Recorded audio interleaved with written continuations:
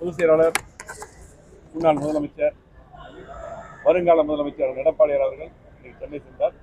நாங்கள் எல்லாருமே இங்கே இருக்கக்கூடிய பொருளா ஜெயராமன், மாவட்ட செயலாளர்கள்